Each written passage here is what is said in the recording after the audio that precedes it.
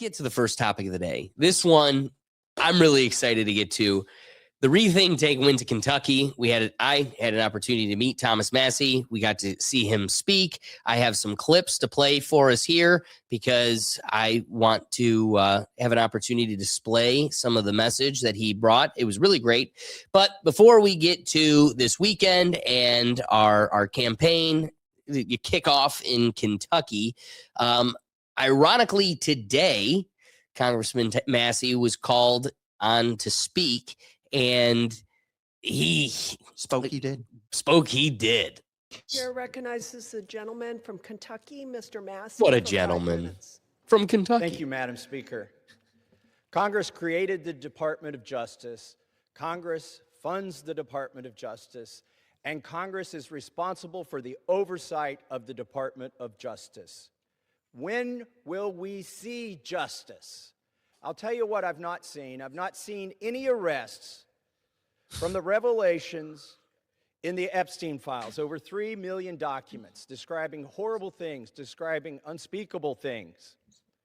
So much of it redacted. Over 24 people have resigned, CEOs, members of government worldwide. But I haven't seen any arrests or investigations here in the United States from this Department of Justice. Prince Andrew, Duke of York, who has since been stripped of his royal titles due to his affiliation with Jeffrey Epstein, has been arrested. Former prince. Peter Mandelson, who previously served as UK's ambassador to the United States, resigned in disgrace from United Kingdom's House of Lords and the Labour Party, and he's been arrested. Former Prime Minister of Norway, Torbjorn Jagland, has been charged. But we don't see any charges, arrests, or investigations in the United States. What do we see? We see our FBI director celebrating in the locker room at the Olympics overseas. It's fine to be proud of this country, but we should be proud of this country because we have a system of justice that works. And yet we do not. Who are the men that should be investigated? I'll name them right here. Leon Black. You don't even have to see past the redactions to see that this man needs to. It's like we're staying spot on. Everybody else in there is just like, you son of a. We need to take this him. Gentleman. Who's calling him a gentleman? Not me. Not me. But whoever's getting in the way of me and my 13-year-old lover. Not me. Ain't a gentleman in my world. Bunch of guys in the studio. Spot on, Mr. Massey. Continue. Continue. Be investigated. Jess Staley, accused of terrible things. It's right there in the files. Why is he not being investigated? And Leslie Wexner, why did the FBI list him as a co-conspirator in their own documents in a child sex trafficking case and then tell him, according to him, that they had no questions for him? Why is that? Well, the Epstein Files Transparency Act requires the DOJ and the FBI to disclose to us their internal memos and emails about how they made those decisions, whether to prosecute or not prosecute. Yet they have not delivered those memos. And we still don't have the memos and documents and emails from 2008 to explain why Jeffrey Epstein was given such a light sentence in what would have been an open and shut case of child sex trafficking. Say it.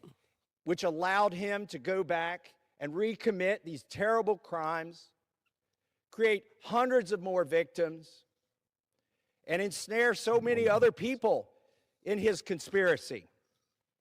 Where are those documents that describe those decisions?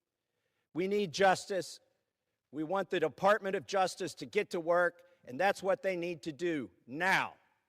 Now. I actually have one piece of advice, and this is what he should do every time now. So he started off with hundreds, and you and I both looked at each other. It's definitely more than hundreds.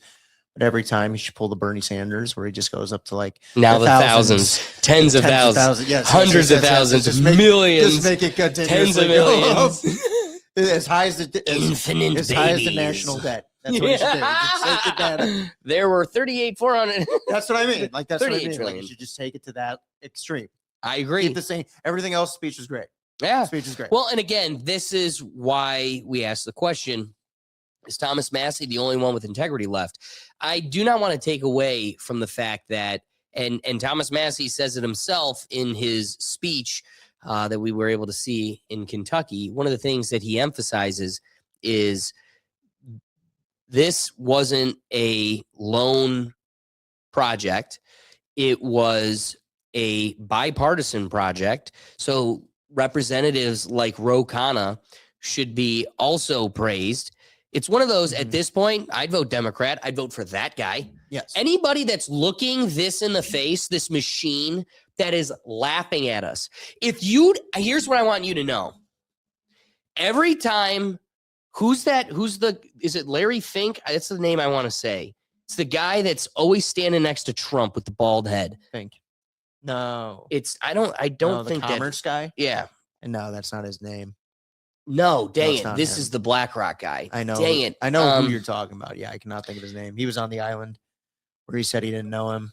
Yeah. And they went for snorkeling or whatever. Like he did the It's Always Sunny bit. Yes. Oh my God. Just look up the Secretary of Commerce. Is that what he is? The Secretary? I'm pretty of sure he's Commerce? the Secretary of Commerce. They bring up Always Sunny. Sorry, gang. I need to get his name right. Lutnick. Yeah, Howard I'm Lutnick. like, he's the current Secretary of Commerce. Okay. Every time you see Howard Lutnick laughing at very serious shit next to Trump, be clear, he's laughing at you. He is cackling over the fact that he got another one over your face in broad daylight. It like broadcasted to your living room. That's his MO. So at this point, yeah, party lines gone, eradicated. Any person that's looking that machine in the face and willing to take up the challenge, that's my guy or gal. I don't discriminate. Guy or gal. And we'll get to it on the next one. Any level of melanin you want or don't want, I'll vote for you as long as you join the true crusade. They got to give it a name. They got to give it, call it like the coalition or something. Know The what I mean? people. It's people. us against the machine. So let's get to it. Wait. Call it the coalition of people. The cops.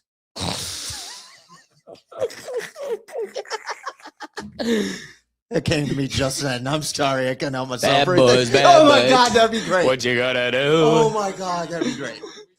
You're You'd selling have me on it. You'd have You're me. selling me on it. You'd have me. The coalition of people led by Thomas Massie and Ro Khanna. Right. Yeah, I'm intrigued. Now, one of the questions I wanted to ask him, but at the same time, it's developing networks, laying the groundwork. You don't want to burn a bridge right at the beginning. So, like I said to my friend that was with me, I said to Jake, I go, Jake, what I would have asked him, if I could have a question for the show, the thing I wanted to ask him was like, man, you still really give props to Marjorie Taylor Greene. You clearly don't feel abandoned.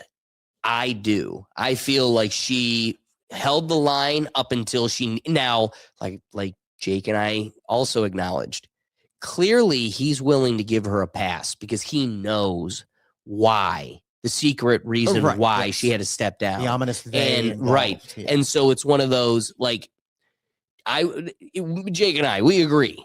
If she got a video of her kid in a van duct taped, like, no more. Nothing else said. Retire. No one would blame her. Thomas No one blame her. So clearly, Thomas Massie doesn't blame her. No. So one of the questions I want to ask her is, ask him is, you can't tell us what it is, but can you instill some sense of confidence that she didn't abandon us? Because you clearly don't feel it, and as an outsider that has no idea why, and everything else leaves you to assume it's. You know, James O'Keefe, his podcast is The Price is My Life. Marjorie Taylor Greene claimed that was her MO and then abandoned the post. So clearly it isn't. Or something else is so yes. right. So it's like, why do you still have that confidence? That would have been the question I really wanted to ask. I like that question. That'd have been a good But question. after hearing him speak, one of the questions that I have queued up that'll be a lot less politically inflammatory and a good softball for him has to do with meat, which is, it's interesting. He's done this bill with the Epstein files, the act, but he has a bill for meat initiatives that also are super exciting. So I'm going to put a pin in that and save it for when we get to it. But if you want to talk about an American guy, like just pure, this was the most Americana experience you could have. Doug, you'll appreciate the fact that when we went, so we're driving past what turned out to be the venue. And my buddy Jake, because we were going to get lunch beforehand, and he goes, "What are the odds that's it?" And you can see like Thomas Massie signs, and it's like, it probably is. The fact that this thing shared a parking lot with a Skyline Chili. So you probably loved it, Alex. Oh my gosh. Happy at that. How about this? It was catered with Coney dogs. Oh, I mean, why wouldn't you? Why wouldn't Yeah. you? Oh. So tell me it isn't the American way when the man is hosting his campaign rally in a Skyline Chili parking lot. Imagine if you're doing it like down the road and next to a Swenson's or something and not have them cater. Oh, it'd be. Like, You're that's right. good Great business. point. You know what I mean? It's like that's great business for them. It is. It's just money. It's so before the speech, the speech is before he kind of gave his. How long? Just before It was you get about into like it? 2 hours, maybe altogether. not bad. But he maybe spoke for about an hour, 45 fine. minutes. Yeah. You know, it was solid, very solid. Got to the point, but also didn't exhaust everybody. But as you know, he arrives, and just some of the characters you see there, like this guy just straight up pulled rabbits out of his pocket. His wife had one too, and you know, here's like literally there's one on his shoulder if you don't see it, and then he handed Thomas Massie one straight out of his pocket. So before Thomas Massie got there, this is under the tent. I'm looking at him and his wife. He's got this thing on his shoulder, a rabbit on his shoulder, and she's holding a rabbit behind him. Then he goes up to Thomas Massie and he's like, "You like my rabbit on my shoulder?" And then just pulls one out of his pocket. It's like, who wants to be the pocket rabbit? The guy on the shoulders living the high life. Pocket rabbit got to be held by Thomas Massie. Pocket rabbit also was in the pocket the whole time. He literally got introduced by Elmer Fudd. That's what this man sounds like. But can we talk about an old white guy in Kentucky with black rabbits on his shoulder with the Jordan dunking on his hat? It's American. Nothing says American more than that. So, you know, before the speeches got going, I had an opportunity to speak to the congressman, and it was a great opportunity. We talked about he brought up the only time he was ever in Cleveland was for the RNC. Which one? Bro, what's on your jacket, bro? I'm glad you noticed. Why you go dirty, bro? The thing I was going to get to is Dog, that come on now, as Alex. I have this whole time talking with him, Yeah. and my buddy leans in, he taps me on the shoulder, and if you see here, I'm going to go back to the beginning. There's this white post Oh my behind God. me, and the whole time I'm just kind of, you know, like, and there's all these people. Like, I kind of had to weasel my way up there. So, like, I'm getting bumped into it and everything, and as soon as I finished this great experience, he taps me on the shoulder. He goes, "Dude, look at this." And he wipes his finger on the pole. He goes, "The pole is so dusty. And just so you know, you're covered in it. You were laying all over that thing. Your jacket's Come white." on, man. And I'm You like, out there "No doing- way." And you I out there looked at doing it, my on-field whole back. Look at reporting. my butt. It's all over it.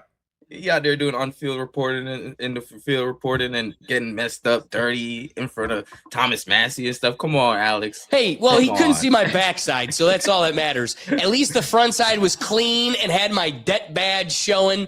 You know what? Hey, real quick though, firm handshake. Always. Good on you. Firm handshake. Fucking rip them in like Trump. No, I didn't even think about it. Here's one of the greatest moments. And, you know, our conversation might be something we save for another day. But the coolest thing about this, like why this guy means something, and it's something I haven't really, I mean, I'm sure people get like this with any president, whether it's Obama or Trump. Like, it doesn't matter the political divide. This is a affluent figure. But I got to say, Is that the poll? that was bring that back. That was the bloody pole. Look at that. That was the bloody bull. The bloody pole. So the other thing was that it was just beautiful. A beautiful thing to take away from that. And again, it's a bias because those are the people that sought out a Thomas Massie event. Right. Every person they got, and he was there all night to speak and shake hands with everybody. But every person was just pouring their heart out to this man. Like I just had a great conversation with him, asked him a question, was able to have a great opportunity. Dude, people were coming up and bringing up legislation I never even really knew about, how it impacted their farms. I mean, just watching every person change. Like the second it was their turn, the gratitude and it comes from somebody that's bound by their integrity. In a world where we don't see that at all. When was the last time you got excited about one of our congressmen? Bingo. No, and that's why I wanted to go out of my way to emphasize the Thomas Massie. I drove from Cleveland, and the thing that we talked about predominantly the whole time there was how much of a shame it is that we're the swing state that's supposed to represent everybody. And I could tell you, I don't feel there is a single person in Ohio that represents me. DeWine is a Benedict Arnold, and that is putting it, boy, you're lucky you got me live, because that's the nicest way I'll ever talk about our governor. That man sold us up a river in COVID, and then I dare anybody, Google House Bill 188, your stomach will turn.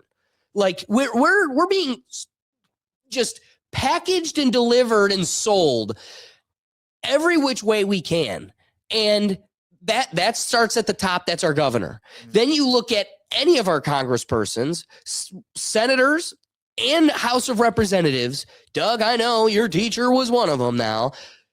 They all suck. Oh, yeah, that's right. Yeah. State person, though, you know, he's not even Congress yet. Yeah, what a lame-o. But you look at this and you go, I had to travel to another state to thank another guy for representing those people, because at least somebody's getting represented. Enough that it was just over the border too. It's not like That was the fantastic part. Down to the bottom part of Kentucky, which is not like a long state, but it's not like going from Cleveland down to there is what, 4.5, 5 hours. Yeah, regardless. yeah, 4.5 You know, hours. I'm sure to go through all of Kentucky Whew. probably takes about 2-3 hours at most, but still, it's not like you had to add that Now on you're top doing of it. 8. Right. So no, really. So cool. it was a great moment. But now let's kind of get to, I have some of the speeches that he, or, you know, I have series of clips from his speeches because I do think a lot of his positions were noteworthy. Real quick, looks like the same size as you. Honestly, Hey. you know. Well, it's funny. Oh, You see he's not a huge guy. but whenever you see them on the floor, it's kind of hard to tell exactly. Can I also, how- you know, I don't want to Dave Portnoy the whole situation.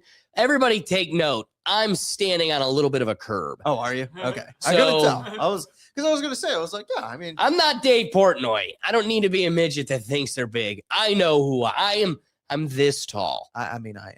But you don't think you're big. That's what I'm No, saying. but that's the thing. I'm not someone that thinks they're big. I know what I am. But it's always one of those things when you see them So like, just think, like, you know, the extra landing strip of forehead that I have over his head is really just the curb. you know, but that's the thing. It's like you always see. Look at that forehead. Damn. You always see the videos of them like on the floor talking, and you can't really get a gauge on how tall some of these guys actually are, unless you look at them and you're like, that dude's just tall.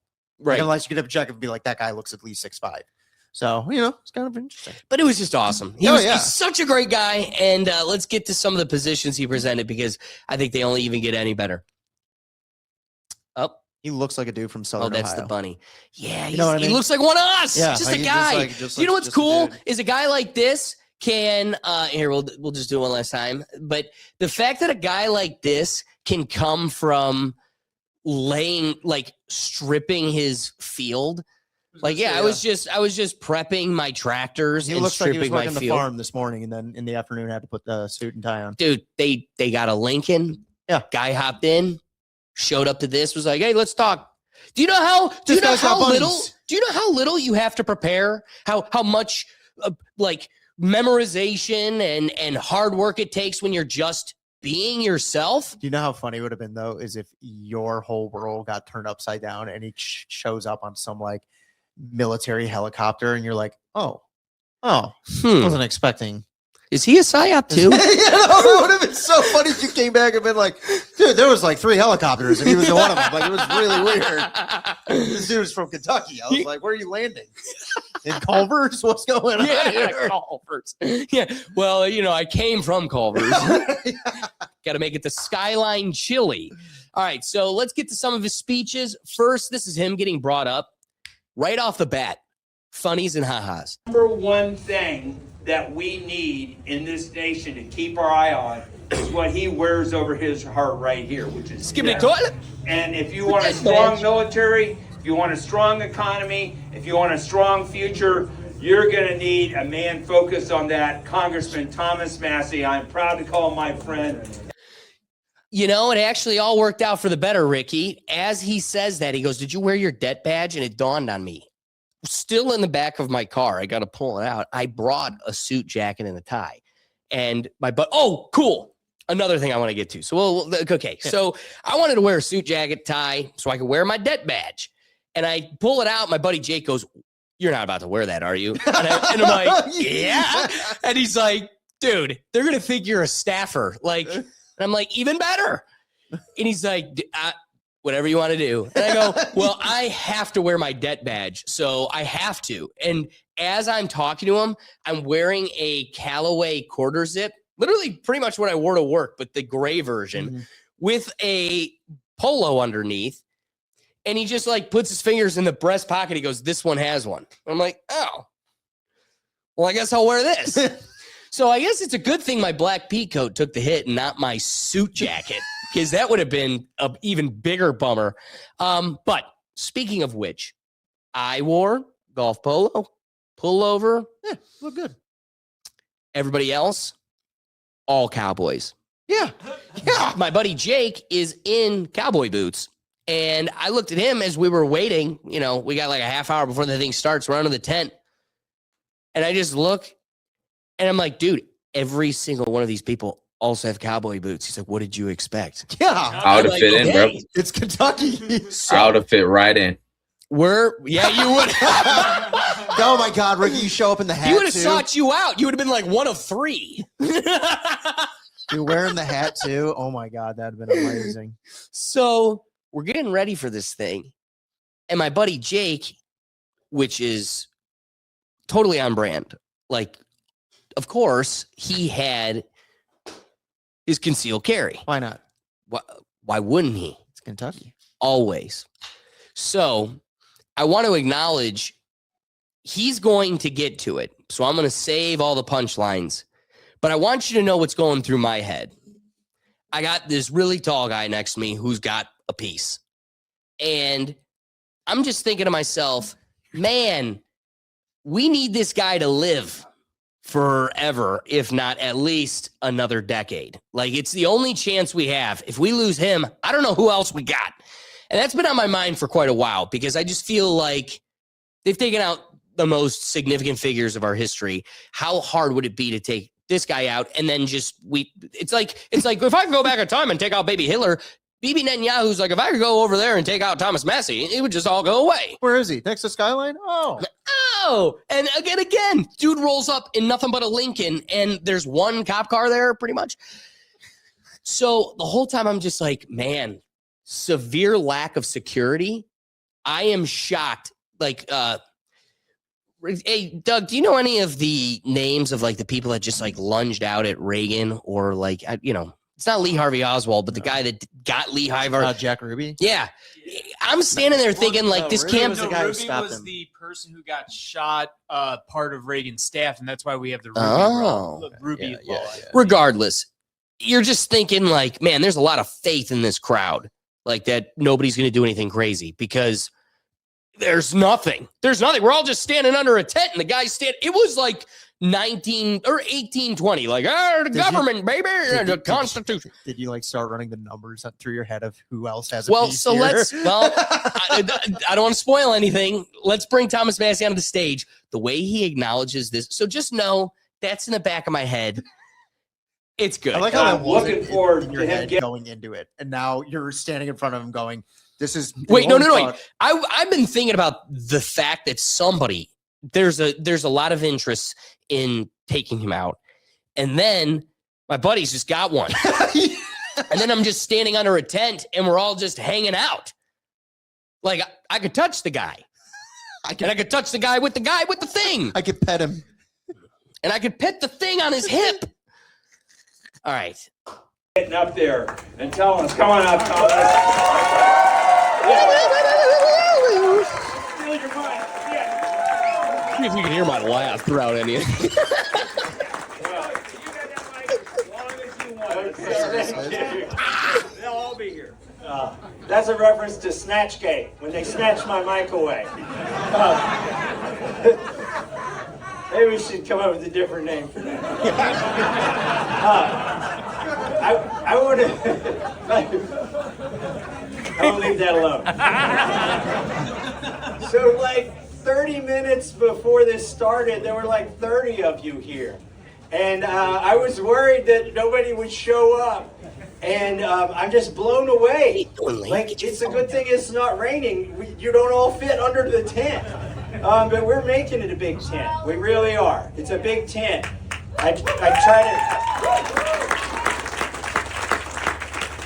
to. You know, sometimes they get mad at me in DC for how I vote. And I point out to them, I'm like, look, 219 of you voted a certain way, and you represent half the party, and I'm the only one today representing the other half of the party.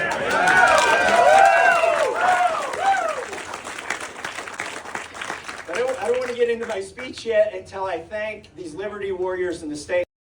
So then he goes on to all the local reps and Which is good. Yeah, of That's course, what you of gotta course. I mean, they That's part of the helped job. get him there, of Part course. of the job. And but I also, before I get rolling too fast here, I want to thank my wife. She's taken some heat from the president, and then he goes on like I didn't know how long this was going to go.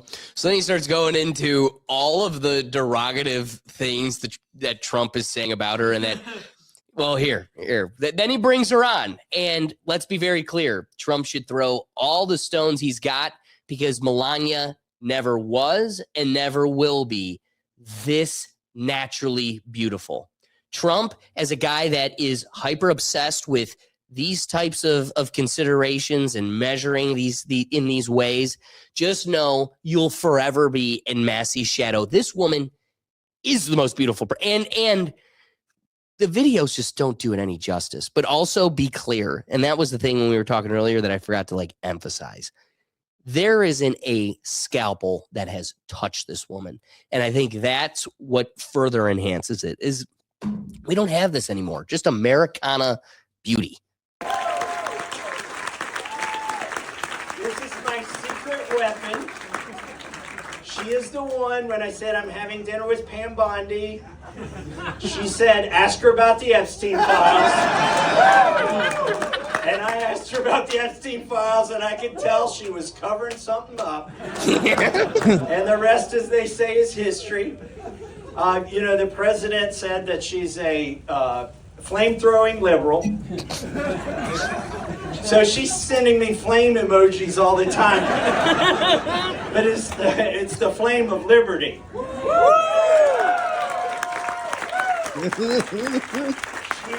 She volunteered for Ron Paul's campaign in 2008. Oh, really?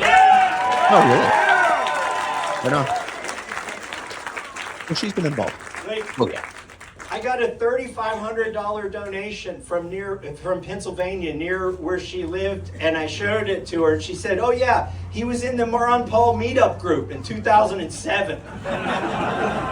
Wow. So, but then after that, she worked for Campaign for Liberty. She worked for National Right to Work. She got our Senator Rand Paul elected here in Kentucky. And that is one of the cooler parts of this is he really is taking the torch. Yes. Ron and Rand, they're getting old. They're getting old. And this is kind of the new guard that I think has just a little bit more of that spunk. This is where it gets good. We get in the speech. It's very hearty. And I got some moments like clips that I can bring in too to further enhance his points. It's good stuff. My secret weapon. I really don't think I would have got the Epstein files done without her. The day we moved, thank you.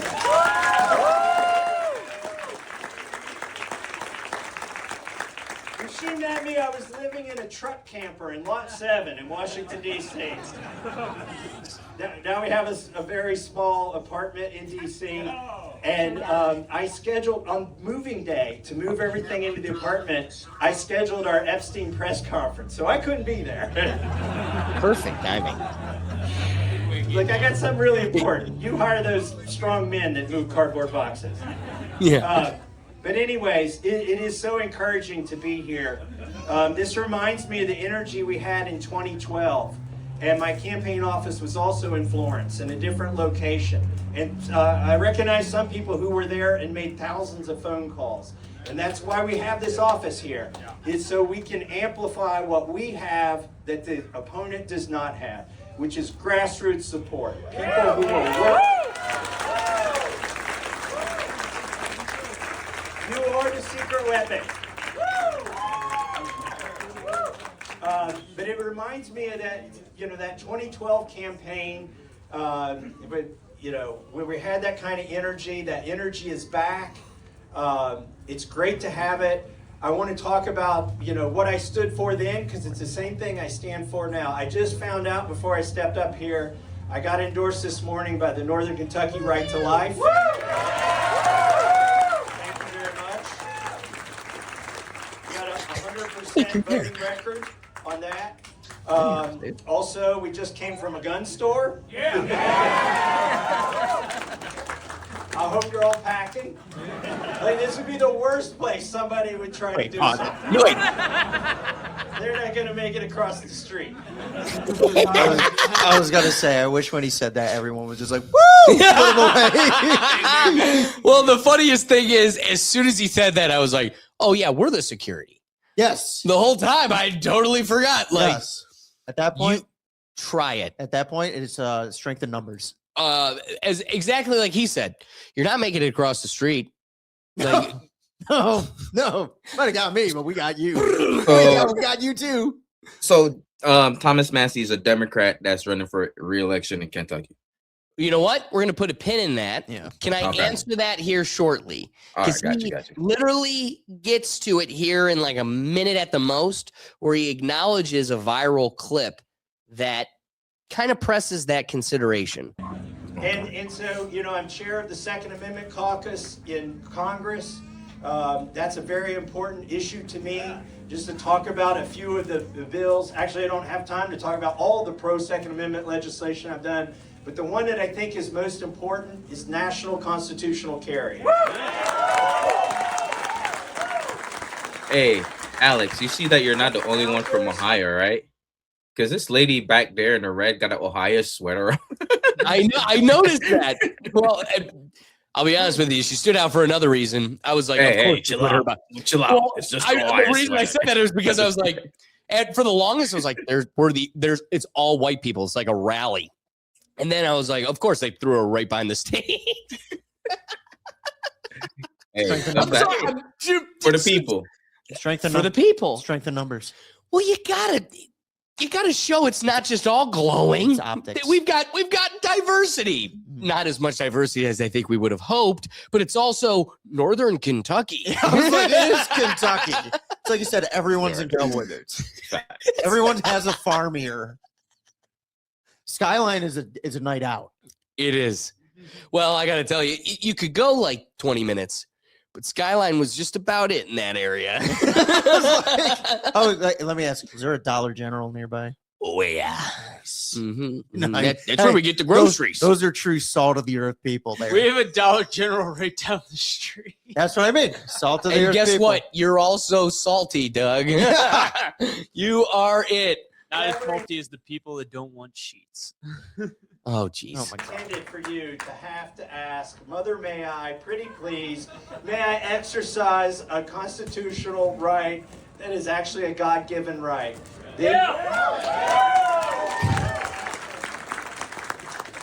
So So that's that. So those are the two things, in 2012, pro-life, pro-Second Amendment, and pro-Constitution. Very key. We cannot lose our minds. I mean, populism is good. Sometimes it lines up with the Constitution, but it doesn't always line up with the Constitution. I have 3 tests before I vote for anything. I was like, I love this. These are the 3 considerations before he makes his vote. Number 1, can we afford it? No. Most of this stuff we cannot afford. Okay. Even if it's a good thing, can we afford it? Number 2, is this a state issue or local issue, or should we really be doing this at the federal government? Because a lot of the founders intended, for instance, things like murder. Murder is not a federal crime. Like, the founders never intended for murder to be a federal crime.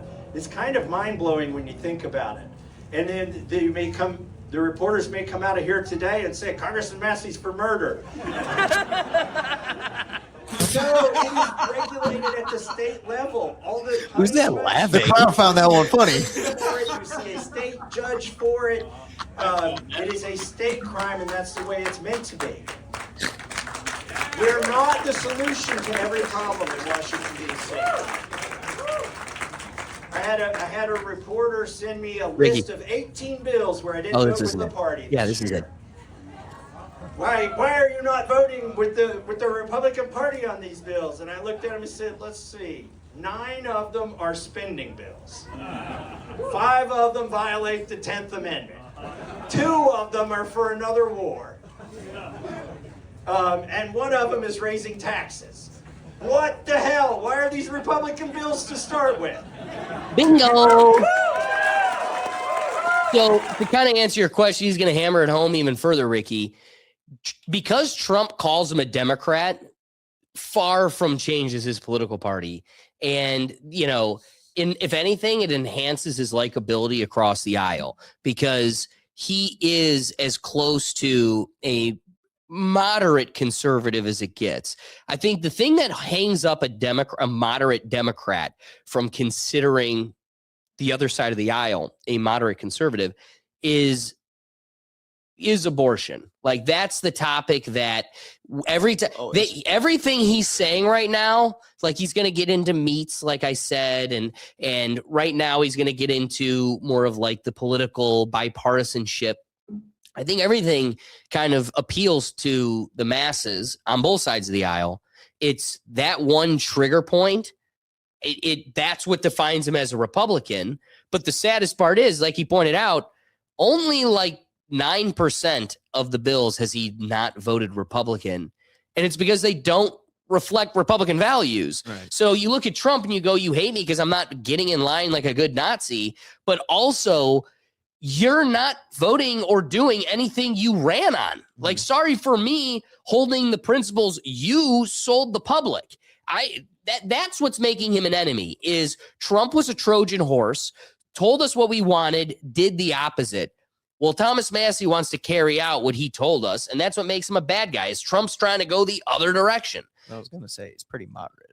Oh, yeah. He's pretty moderate. I mean, literally, the only thing that I think diverts him away from that consideration is the right to life. And I think that needs to be an issue that gets suppressed in people. Are you having a baby right now? If so, then that should be you should vote on that. And if not, then shut the hell up. They're eating kids and they're making our debt. It's still tolling. Like, at a certain point, let's reevaluate our priorities. We can go back to baby killing the next half a decade. But, like, let's take a break. You've been slaughtering babies for the last 2-3 decades. Let's put a pin in that. You can still do it. That's the asinine part. You guys are losing your freaking minds. You can still go kill babies. But, like, maybe let's take a look at this guy and go, yeah, but everything else is just about as moderate as it gets. Yeah. So I'm going to let him go here because, Ricky, this point only further answers your question.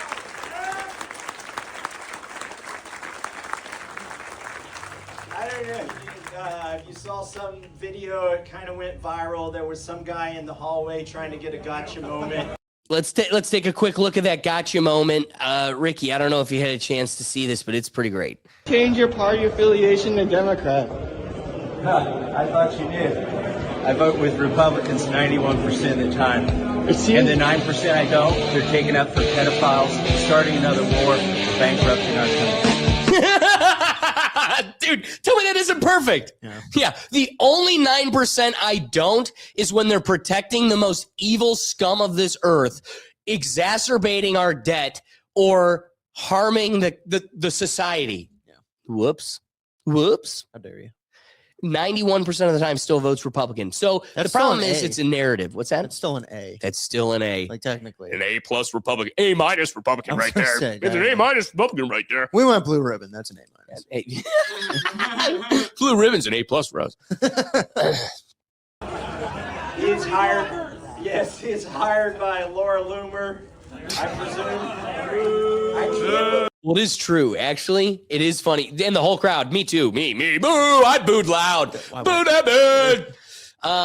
But coming back to this clip. Change your party affiliation to Democrat. Do you want to know how brilliant he is? It really was a staffer paid by Laura Loomer, where it says Thomas Massie for Congress, www.thomasmassie.com. It literally is her watermark of, LauraLoomer.com, whatever. Oh, I see. And what so, you mean, yeah. like, the official clip was posted by Laura Loomer. So it is funny. Like, yeah, that was a paid She's an idiot. antagonize. Oh my She God. really is an idiot. You know what? I'm gonna refrain. No, I mean, I'll say it for you. I'll just say it really quickly. He thinks she's an idiot also. Yeah. Thanks. I got you. No, I got you. Whew, I got you. my back. That's Yeah. cool. Back to I Thomas. can't believe he posted the video. Because the greatest part is like, dude, you did not hurt him. You know that, right? With this clip, you did not hurt him. Yeah. I wasn't trying to run away from him. I was in a hurry. I was going to the Dude, you weren't to the even walking in a Judiciary hurry, man. Committee to try to. You stopped and was like, PDOs? You made sure your emphasis at the end was, let me be clear, the time they're spending my money, they're eating my kids, and Stop something bad. Okay? Some other Republican bill. Crowd loved it. And Loves he it. said, Congressman Massie, why don't you register as a Democrat? And I said, what are you talking about? I vote with the party 91% of the time. But in the 9% of the time, they're covering up for pedophiles, starting a new war, or bankrupting our country. I am not on the bandwagon. bang, bang, bang, bang, bang, bang. Oh my God, I wish they did There's that. just holes in the tent. darn tootin'. I'm sorry. There That'd is have been nothing amazing. you can put in That would have bill. scared the hell out of you. You would have hit the deck. Everyone else in there would have been up, and you would have I'm with the rabbits. Look, they stick things in these bills. We need one issue, one vote for single bills. People ask me, are we going to vote our way out of this? Can we vote our way out of this? Not if you keep letting them put all the bills in one bill. You ain't voting your way out of that. Even the congressmen can't vote their way out of that. Because if you vote against the omnibus, they say you voted against soldiers' pay. If you vote for the omnibus, then you voted for Planned Parenthood. Like, there is no way out of voting your way out of it until we separate these bills. So there's a famous clip that went viral of Thomas Massie, kind of acknowledging the thing that I'm really trying not to get cynical about the fact that I don't know if we can vote our way out of this. The greatest answer to that conundrum, can we vote our way out of this, is the only way we can is if we get rid of omnibus bills. It's got to be one issue voting. Oh yeah, just a BS spending Because bills as you constantly all said, over if the you place. put 50 things in it and I vote against it, you're going to say, oh, he voted against blind kids. It's like, okay, that's the caveat on the way bottom. If I vote for it, you're like, look at he I also like that because I never understood when everybody say a bill just passed and then it's like, oh, but did you read page 348? Like, why is there 348 for one bill? Like, So I they thought can it was sneak this one stuff through. thing. They only push one agenda and hide everything. That was a big thing You the guys are administration ran right. on, like saying, I like look that. at what they've been putting in these bills. here's the deal. You've got butts in seats. You got that, right? There's over 500 congresspersons. You've got butts in seats today. Do you know how quick it would be to be like, blind kids, aye, murder, nay, just start going through it. Like, what are we paying you for? The thing they always say is, yeah, we got to do these big super bills because we can never all agree on stuff. It's so hard to pass things. We got to do it at 500 policies at once. No. They're not super bills. They're big, beautiful bills. Yeah, I forgot. They're not ugly. Sorry. And they're not slender. There's some sexy thickies. The big, beautiful bills.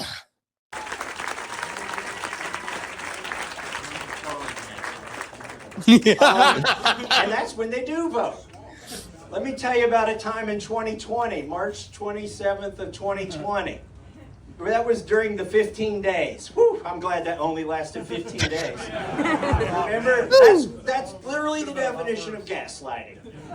It's only going to be 15 days. That's all we need from you. Turn over all your rights. Quit traveling. Don't go see grandma. It's 15 days, and we'll stop this right in its tracks. I could tell they were full of shit from the first day. Hold on. I think it was on the 9th day, I got a call here in Kentucky that said, stay home, we got it under control. We're going to spend $2.2 trillion. Nobody has to come to work. We'll do it by UC, unanimous consent. Listen, I've objected to post office namings. You think I'm not We going can to stick them, send them on their way, right, Doug? I got in my car and I drove overnight and I got to Washington. This was the CARES Act. And everybody, by the way, it polled at 81% popularity among Republicans. And people thought I was committing, political suicide. I thought I was too. I asked my top 2 staffers, I said, I'm about to get my car and go end my career, and none of you are going to have a job. Are you okay with this? And they said, we don't want to work for you if you don't get in your car and go do that. Woo! Kentucky's my people. The party's going to be like, they're all like, no. So I did it anyway. There on the 9th day of 15 to slow the spread. And I said, I'm going to object here in about 30 minutes if you try to do this. And they didn't want it to fail. So they said, are you serious? So I'm serious as a heart attack. I've been sleeping in my car, eating pretzels and peanut butter for 2 days to pull this off. And so they reassembled Congress. They had planes, the airlines were shut down, everything was shut down. They had to fly like Delta jumbo jets on the route that wasn't even going to take off that day, and they had 2 people in it, Nancy Pelosi and somebody else from San Francisco. But they all got there. They all hated me for breathing air. They had to do their jobs. I was so glad when Marjorie Taylor Greene showed up to Congress. I mean, I had to work during the pandemic. I guess I don't get it. Nancy doesn't have to work when there isn't a pandemic. It's a hard knocks life, baby. CNN called me the most hated person in Washington, D.C. Oh, I forgot. That's the first time they got the I news wanted to right. wear. But when Marjorie got there, like a year later, I was only the most hated man. At the event.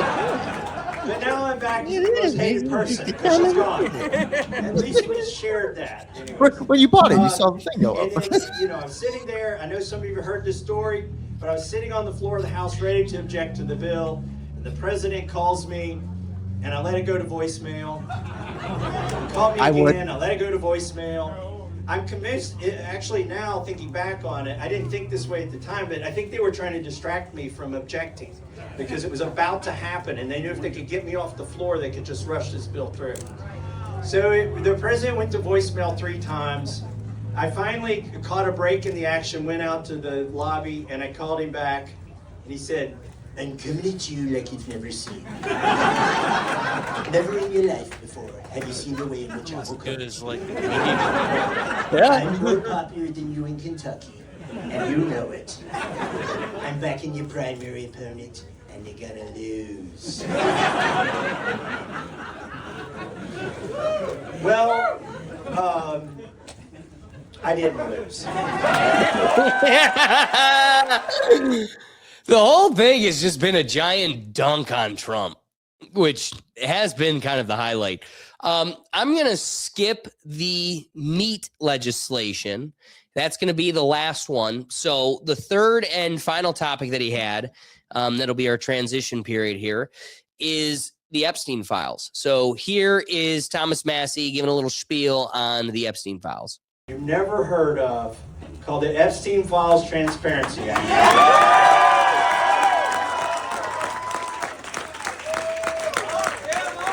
Get him.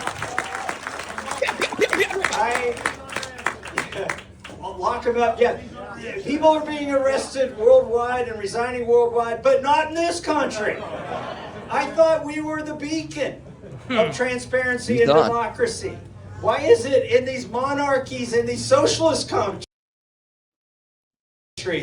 they are resigning and stepping down and going to jail? But it's not happening here. It's because there is a corruption happening that is deeper than I even realized. Phase 2 brought to you by Thomas Massie. Big Bird. BB. Not the BB you thought. What? BB. Big Bird. And, I'm a Christian. I don't wear it on my sleeve because I represent every religion of the 750,000 people here that I represent in Kentucky. But I am a Christian, and this is the first time where I feel like there are demons and spirits at work. You can't keep a secret between 3 people, right? Like if 2 people know a secret, you can probably keep it secret. If there's 3 people that know, you can't forget it. It's going to get out. How did these billionaires and politicians and movie producers, how did they keep something so evil, so secret, using Gmail, right?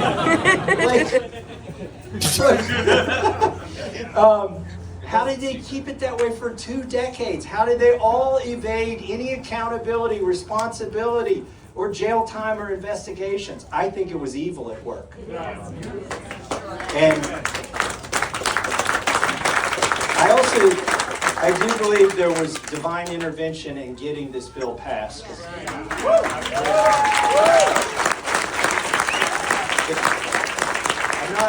I'm not taking more credit, I'm taking less credit when I say that. I'm just the person that put it in the hopper and laid siege to Washington, D.C. for 5 months.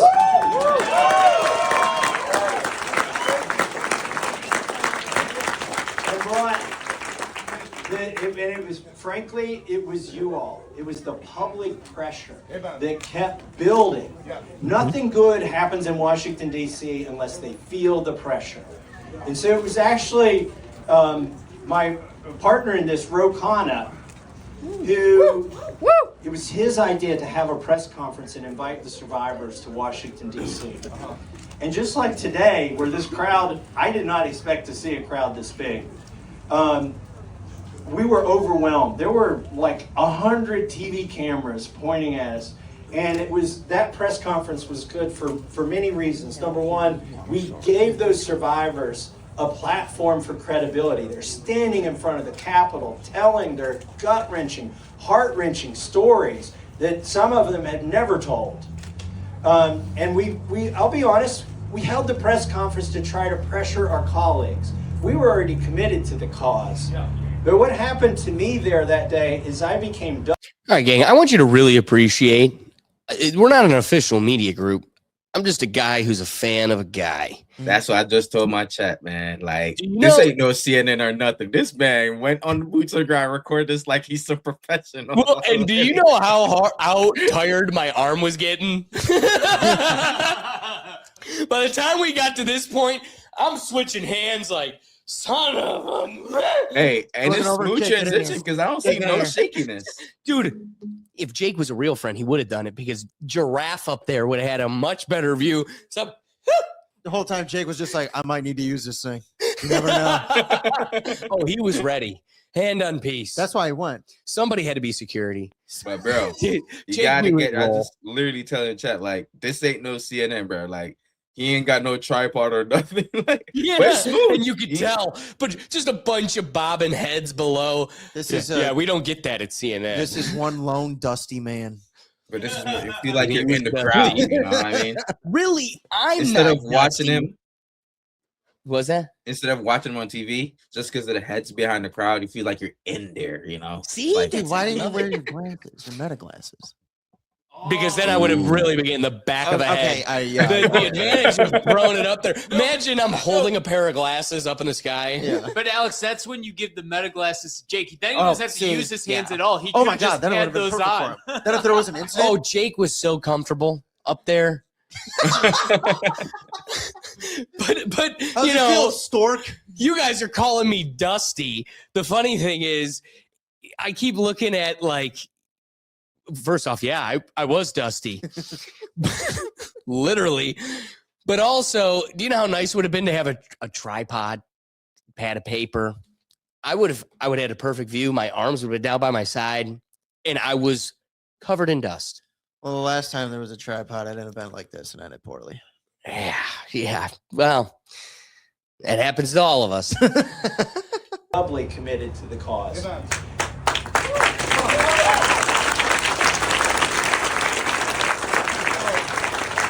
Hey, knowing that I'm getting shaky, Will's over here like, knowing at this moment that I'm getting shaky, I want you all to just appreciate still pretty steady. I'm waiting for you to just speed it up, Thomas. Please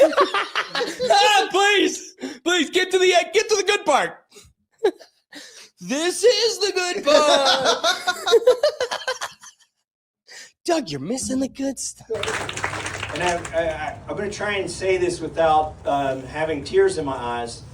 But I realize there's a special kind of evil that was going on in the Epstein sex trafficking.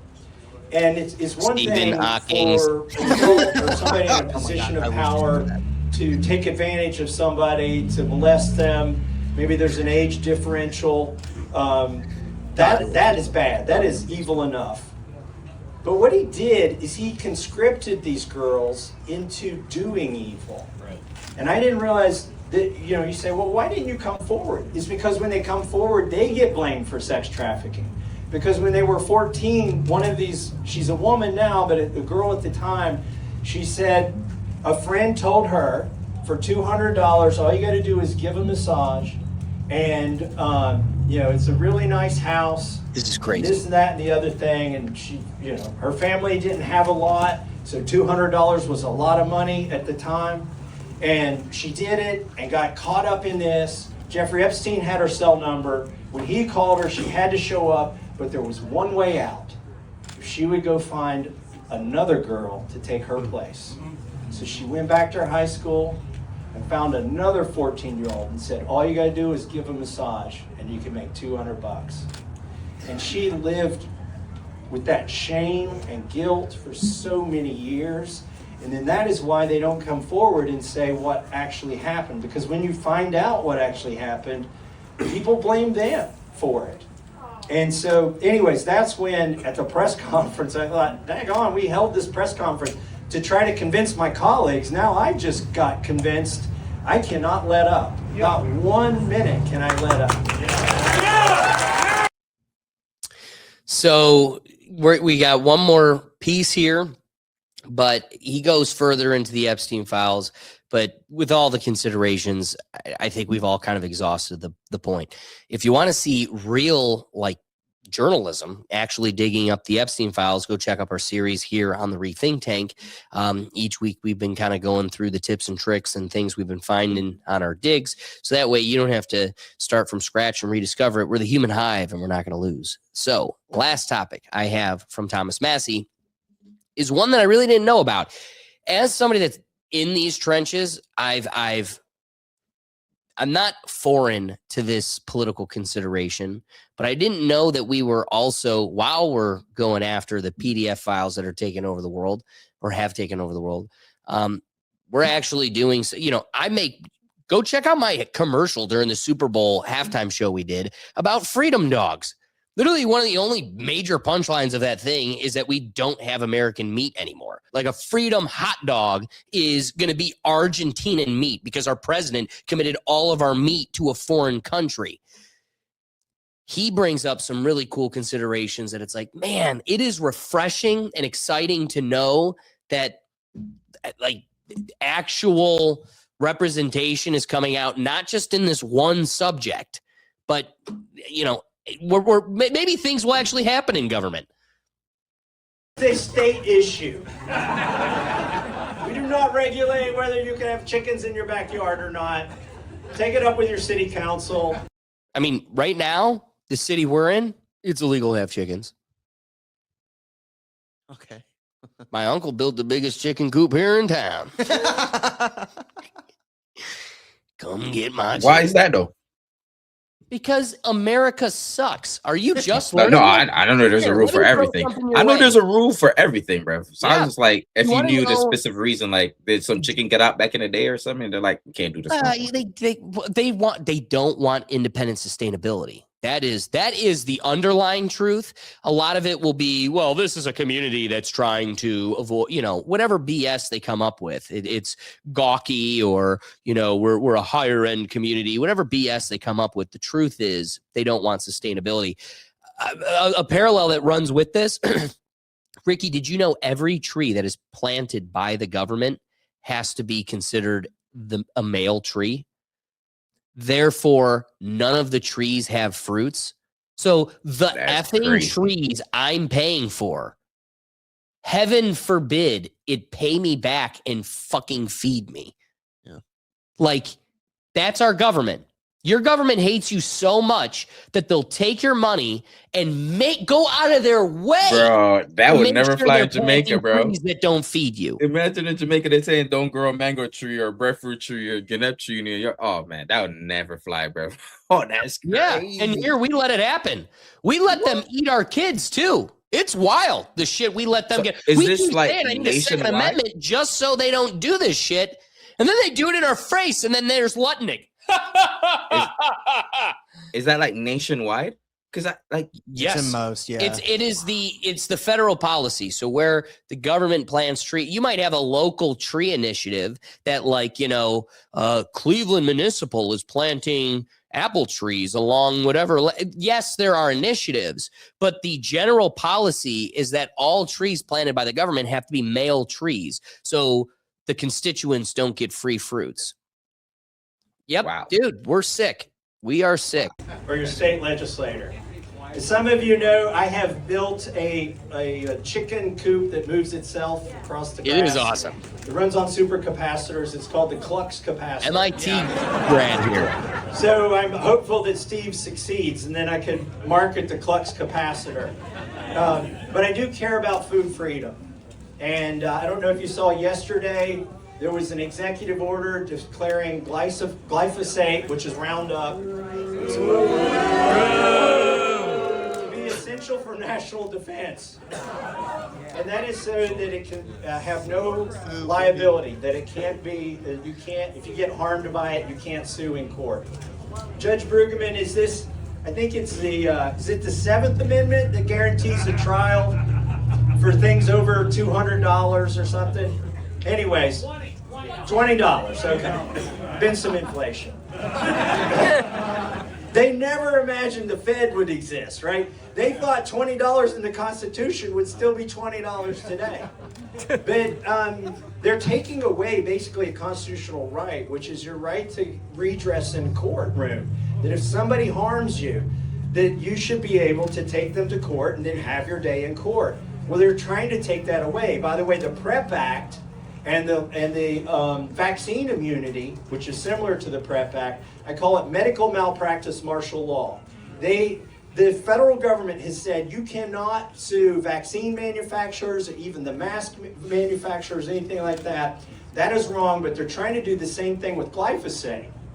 And I say give them a straw and let them drink it, right? So I don't know if you guys are aware of what's going on right now, but the president, the one that's looking out for us, of course, is trying to call glyphosate a necessity to national security. Therefore, any side effects or negligent lawsuits that would arise out of this, you have no claim to sue. They have full immunity. So just like the vaccines where you were a hamster experiment for them, and then they removed all liability, the depths of, oh, that's it. So I do want to play one clip that I do have from, you know what? We're just going to share the screen. It's going to be quicker that way.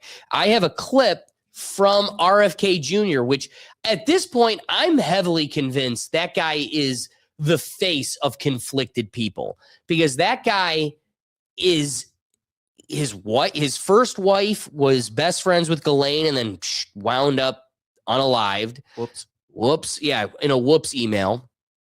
Oh God, he's talking for 2 minutes. Yeah. So here's one thing I do want to say. For how much we knock how this guy talks, do you guys recognize, besides Thomas Massie, he's like the only one with good stuff to say? No, yeah. Like he's the only one fighting for you and your health. Just saying. So here I'm going, and trust me, it's tough to listen to. I get it, but I want to emphasize, I wouldn't be shown if he didn't have something great to say, but sometimes some of the most valuable things come in those packages. So try your best, but it's about the glyphosate. Get Thomas out of here. All right. It's about the glyphosate. Oh, wait, you won't hear it, right? I gotta share the tab. That's where I messed it up. Sorry, family. Playing it right here. Let's start this man over. In 2006, they discovered that Roundup was a desiccant.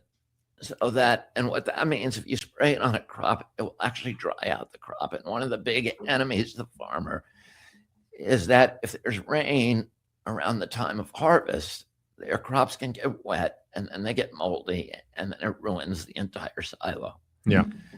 And so what Monsanto did is they began telling farmers, spray this on the crop, on your wheat, right before harvest or at the time of harvest. And it was so popular that about 85% of the Roundup that has been used in history has been used since 2006. Wow. And a large part of that is as a desiccant. And what that meant, Mark, is for the first time, they're spraying it on food. Yeah. Right at harvest. Yeah. And for the first Not time, early in the season when it may have a chance. And that, he's going to get to it, but this is where the gluten intolerance came from. To wash off, but actually just before you're going to eat it. Right. And they're spraying it for the first time on wheat because there was no such thing as Roundup Ready wheat. Yeah. They started spraying it on wheat as a desiccant. And so 2006 marks the date when suddenly these gluten allergies began exploding. And the celiac disease and all these kind of wheat problems that we started seeing in this country. If you measure back and say, when did it start? You can look and draw a red line, and it's 2006, and it's the year that they began spraying it on wheat. Right. So again, what do we get from this? This is why the allergies to gluten skyrocketed in 2006. So with all this going on, here's the Secretary of Health going, yeah, big problem, big problem. And then the big guy, the president of the White House, he goes, but my guys are making big dough off of this, literally and figuratively, poisonous dough, but also cha-ching, cha-ching, cha-ching. And we're going to make this an arm of national security. So that way we have no ability to collect on that. Any thoughts? Anybody? Cowboy? Nope. No, I mean, it speaks for itself. You would hope. Yeah, I mean, it's happening in real time. It's been happening, obviously, for 20 years now. And it's funny when you mentioned Massie being the last line of defense. It's kind of an incorrect then if the part of RFK's in there talking about it. It's just going on deaf ear. Great point. Great point. And that is true. I think maybe that is the final takeaway to the whole Thomas Massie consideration. He is one. He might be the tip of the spear, but I don't think he's the only one. Well, you brought up a good point when you say, which is then kind of ironic when we bring up Ron and Rand Paul, and he kind of got to start with them when he brings up what it was back in 2012. Yeah. And it feels like, okay, you have a couple young upstarts, moderates, essentially moderates, in a very divisive time that are kind of libertarians. Yes, pushing both sides of the aisle. But I want to consider Massie really a libertarian at heart. I understand he's against wars. I'm honestly going at this point now saying if you're against wars, that doesn't inherently make you a libertarian. I feel like that makes you pretty normal. Like I understand there's a party for it, and then the parties on the right and the left are pushing for or against it for their own. Well, just know he does claim to be. No, I get just like as Ron and Rand Paul do. I get that. They're libertarian conservatives. I get that, but I think going forward they need to move away from calling themselves libertarian in general, because when you in modern politics, when people hear libertarian, they roll their eyes and think nothing's getting done with them. That's true. You know what I mean? I think more libertarian, the word. Here's what I'll say. I think the people within the know they are judging anybody that rolls their eyes at libertarian, just the term. Like if you unplug it, that means you're not, again, what do I say a million times over? Everybody wants a political opinion. Nobody wants to do the political homework. Anybody, that's like saying then a Democrat should never say communism. They shouldn't, because is that a bad policy to tie themselves to? However, they're convicted in that. And communism really is definitively what they're pushing for. They want socialism. They want community, everything, community resources, community occupation, everything. So this is by definition libertarian. I can understand. I agree that like socially there is a connotation. Yeah, but that more is a reflection of our ignorant population. That's my position on it. And that's my fear though, when I say it though. But you got to understand, a brilliant dude from MIT that has a Klux capacitor, that dude is going to be bound by principle. Right. That guy's going to go, you might not know what it means, but I'm not going to call myself a chicken because it makes you feel better. I'm not a chicken. I'm a libertarian. That's what, like, I just like me, the principle of like, this is a moot point that I had to even say, because it'd be wrong of us to purport him to be something he isn't. Right. He would go, no. I mean, I am, because that's just the definition he's bound by. When you go no new wars, that's part of it. No spending, that's part of it. Eating children, who knew? I don't even think the libertarians knew that was a box to check, but they're like, put that one on the list. Cha-ching. So he does line logically consistent. And part of the reason why I kind of want to hold that line is because I do also think we're at a turning point. Right. And that's and I think if we can, nobody wants to be a Republican. Yeah. The only people voting Republican are the ones that are like, I just can't go Democrat. Like, I'm not going to vote for cutting a kid's wiener off. So I'm forced to consider something else. Well, that means there's a whole population that's going, this Republican Party sucks.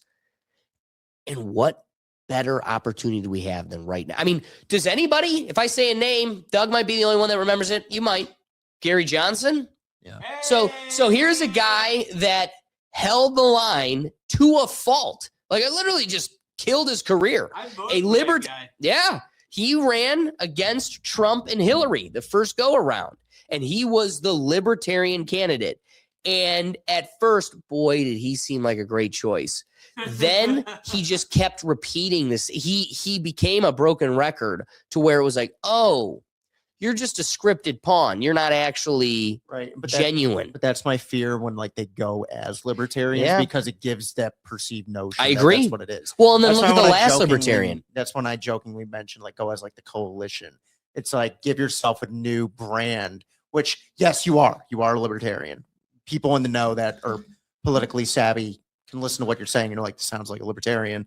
But when you say libertarian to the non in the know people, that's when they roll their eyes and they're like, they don't even consider. Well, see, and I don't even think you're right. So that's the my way I fear. That's what I presented was the. trying to get at. Well, and where I kind of shorted the dialogue is I painted the picture as those in the know and those not. Right. Really, the line is generational. Yes. Millennials don't take libertarians serious, Yes. and the MIT libertarian from Kentucky, at some point, he's looking at the bitch with a double pump caramel macchiato, and he's like, I'm never going to get you to get it. Right. And what's a lot easier is the old head, like your dad, getting that guy to know what he believes by saying libertarian.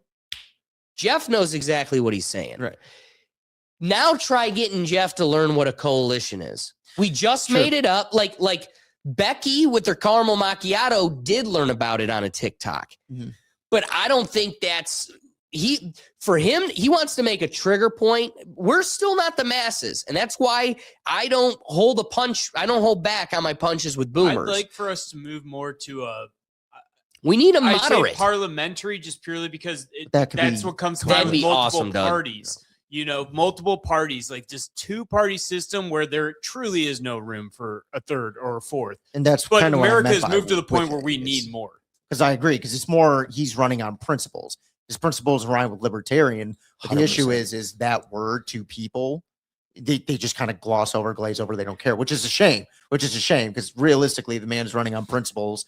Or if you just didn't know what he was associated with and he started talking about his principles, people would be agreeing with him. Right. Then at the end, he says, "Oh, I'm a libertarian." That's when they go, "Oh, okay." No, I'm I'm not my disagreeing fear. with that. That's more my fear. And I it's just more don't like know going if forward. you create a whole you either So I you're guess it'd be the party of look at how moderates. Trump rebranded the Republicans. Right. You're better off trying to rebrand libertarian, which is already household understood, than creating something totally new and getting the boomers to learn it. Well, that's what I mean. My That's what, dad's I would not say. listening to a podcast. Right. And unless Gutfeld tells him, he'll never learn it. And Gutfeld is invested to make sure we never learn about the coalition. Right. So my fear is he knows the controlling base is still the boomers. And the only way they learn about it, they're not learning about it. They're done learning. The cap on growth for that dumb generation is over. Now it's, well, shit, I got to work with what they got.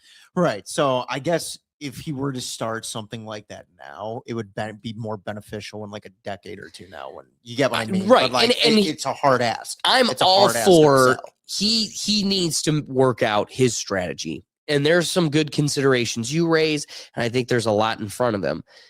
As far as our considerations go, please indulge me. I've already, ranted about it. So I want to pull up a clip that I posted recently about what I genuinely, this is what the populists need to do. Nuanced opinions. See, here's the thing. I got nuanced opinions. So do you. I didn't love that we opened the floodgates for this immigration problem a couple years ago, but I do think ICE is crossing some lines.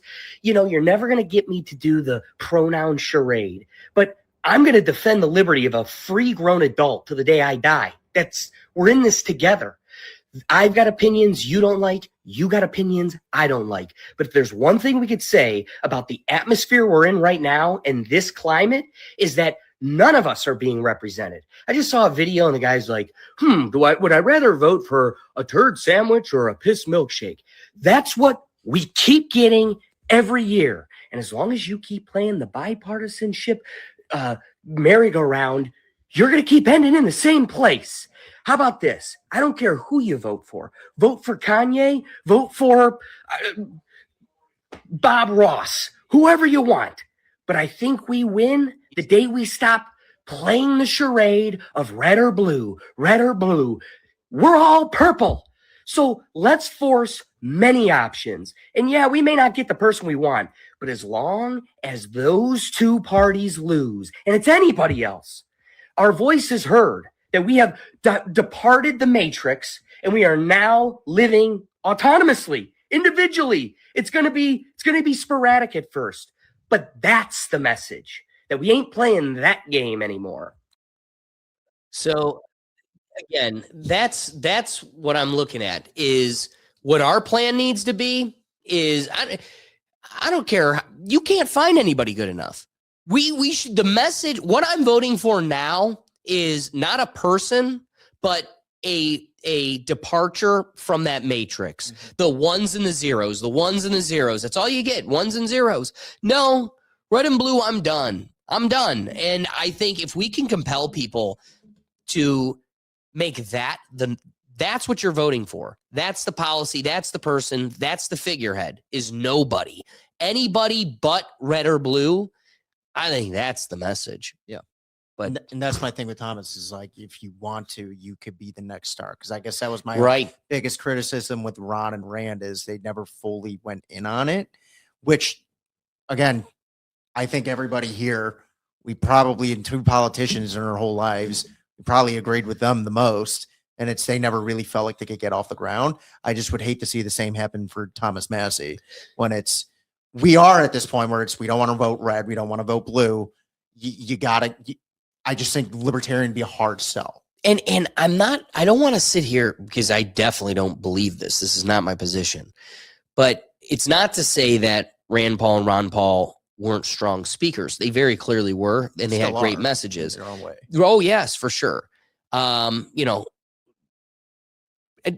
With all that considered, they weren't able to get traction throughout their career. And I don't know if it's charisma or I don't know what it is. I mean, hell, Doug, get this. Doug played a full 18 holes with Senior. Never exchanged a word for the most part. Like, that's not a politician. Right. If I'm playing 18 holes with that guy, Thomas Massie and I are having a ball. Yeah. Rand Paul was a very quiet man. Well, so but Doug, that's my point. Is part of the reason they failed is because they held on to true great beliefs. Their policies were reliable, but they weren't cunning, suave, persuasive, and they didn't have the rest. Like Thomas, do you understand? Thomas Massie has the biggest, most evil politician in our history calling for his head daily. Trump cannot stop Truth Social posting about this guy. He's obsessed. So you want to talk about Trump derangement syndrome? Trump is deranged about this guy. So even when the world is stacked against him, he's got, who's Ro Khanna? Anybody know who this? I didn't vote blue, and he isn't from my state. I know his name. I could pick him out of a lineup now. Yeah. So here's a guy from across the aisle that's willing to jump in the trench and fight with you full heart. I mean, against the biggest political mechanism we've ever seen. Ron and Rand never had that. No. So there's something to, you're able to create cooperation across the aisle and internally where most politicians can't. There, you see it here when he gives his speeches. The guy's like a stand-up comedian. There's enough personality there that it's an incredible. So I think what also benefits him is he's able to make a connection where they never were able to, just personally. Yes. And that's for me why I think it'd be beneficial going forward to, again, if he comes out and says I'm running as a libertarian, it's not going to go well for him. But if he comes out and tries to run as something different, maybe it could help. I don't know if that's the right move. That's a fair point. I don't know if that's the right move, but I just know how the voter base is. You come out as a libertarian, you're not getting any steam. You're not getting any steam. I don't know what it could go for being there, but I do agree. What does he have the benefit of that Ron and Rand didn't, is what you just said. He is able to pull moderates on the other side in line with him, even when they have differences. And it's been a while since we've seen that. Right. Doug, any considerations or thoughts? We threw a lot all across the board. This guy's more normal and more approachable than most people. And I like that we know him. Like, honestly, like I wouldn't go see any of our people, but I would go see him. Right.